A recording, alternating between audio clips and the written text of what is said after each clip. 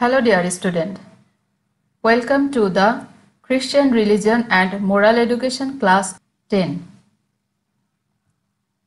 In this class, I will explain about We Want a Changed World from chapter 14 of your textbook. In this class, I am going to talk about three topics. At first, I will explain about the portrait of social injustice.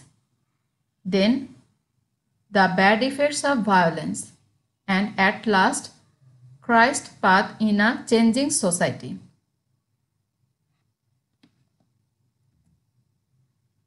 Now, portrait of social injustice. Here I have shown some picture.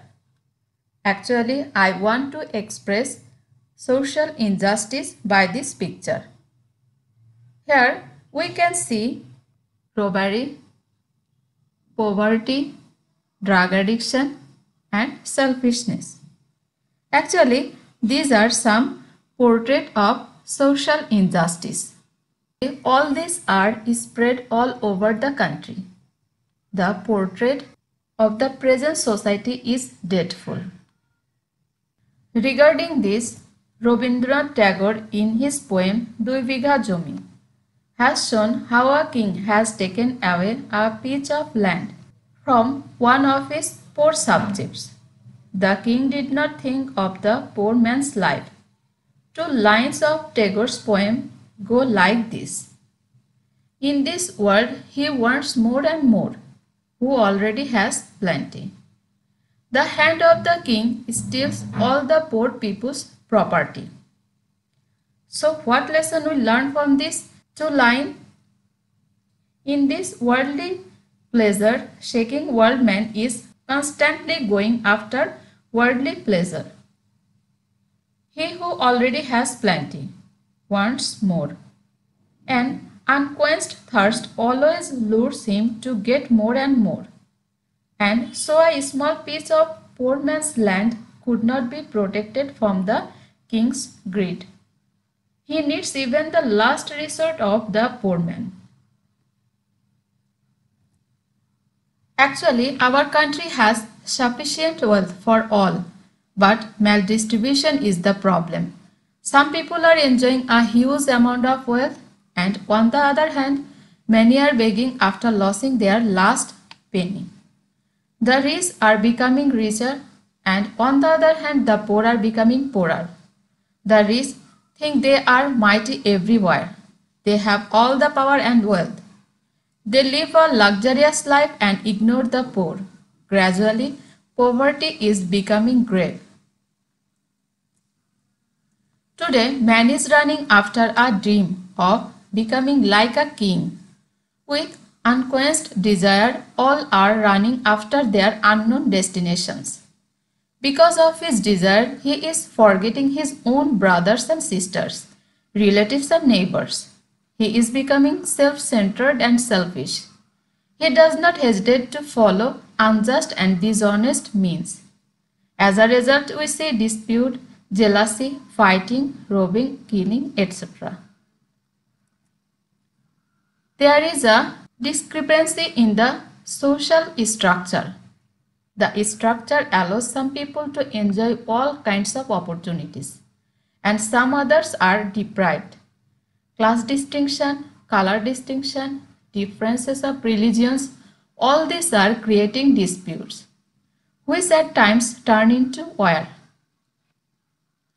The problem of succession of one's property has become serious. The family members are getting involved in court cases even for a minor issue. Professional killers are being hired to kill one's own brothers. Not only this, but also at night women and children are unable to move on the streets alone. Nobody is safe on the road today. At any time a hijacking might take place and they may lose their money, cell phone, handbag and other valuables.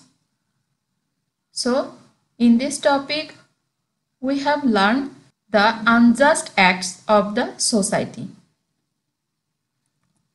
Now, the bad effects of violence. In order to eradicate injustice, corruption, terrorism, and to establish peace in the society, many people take various steps. Some people may try peacefully and some others may use violence. In history, there are instances of this kind. We might have read about the French Revolution. It began in 1789. This took place in order to stop unjust activities in France, to protect the poor from the hands of the rich, to be free from religious rules and regulations, to get the laborers' justified demand. In many nations and countries, many revolutions and war took place in order to free people from their slavery, to diminish class distinction, quarrels between race, and to stop the oppression of the powerful on the powerless, and so on. We still remember the wars that took place in China, South America, Africa, Libya, Egypt, Afghanistan, Iran, Iraq, and East Asia. Those revolutions took place in order to eradicate poverty, fanaticism, blind faith, and old-fashioned politics, and to gain human freedom. We must have heard of the destruction that took place during Second World War in Hiroshima and Nagasaki. We know how two great cities were destroyed by atom bombs and how many people came to be burned alive. There were many advantages of those wars, as there were many disadvantages as well. People lost their lives in those wars and revolutions. Much wealth and property was destroyed. It will not be possible to compensate the damage that was done. Mahatma Gandhi is the bright example of non-violence in his subcontinent. He freed India from the hand of the British by non-violence. Through his non-violence, he not only helped to win independence, but also conquered many people's heart. Although dead, he is still alive. Now, Christ's path in a changing society. You have heard that in the past it was said, love your friends, hate your enemies. But now I tell you, love your enemies and pray for those who persecute you, so that you may become the son of your Father in heaven. The ancient law may have been used to keep crime suppressed. The reason is that the society of that period mass oppression and many injustice used to take place. In the law of the past, there was no mention of forgiveness and love.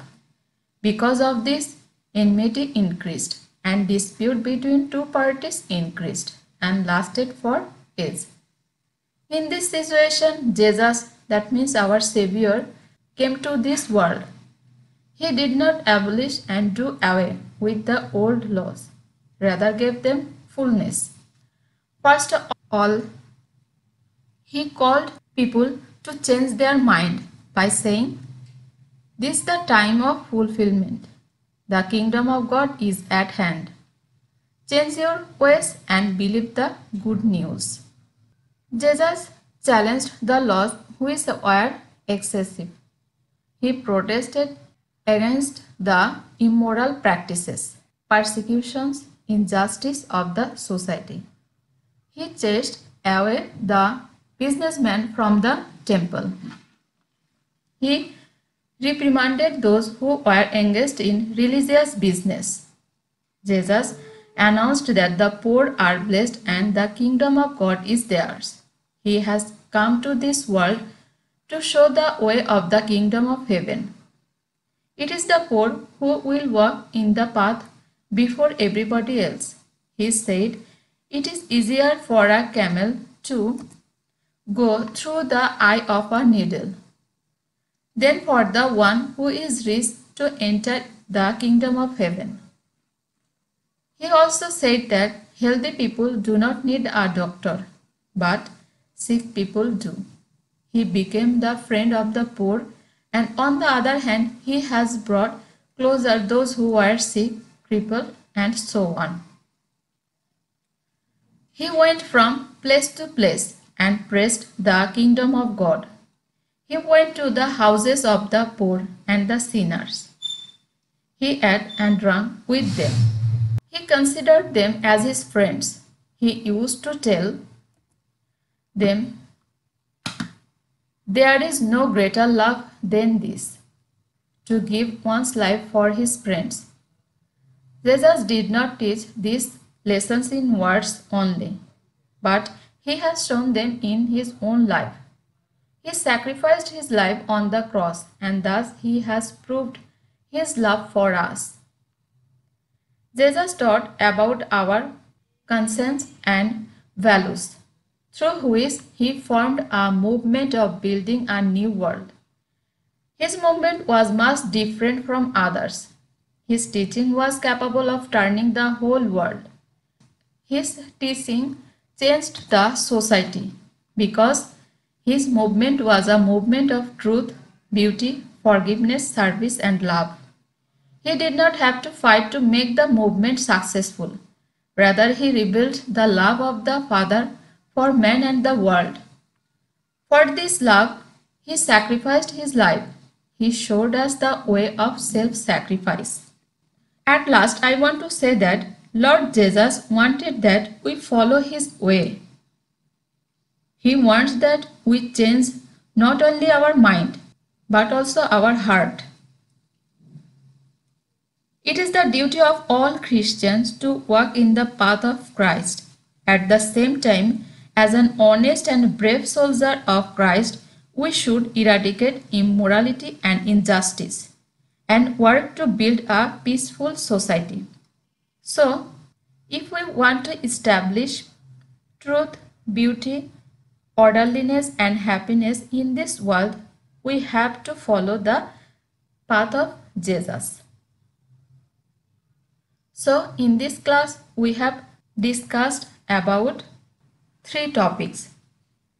I hope you understood everything. If you face any problem, you can contact with me.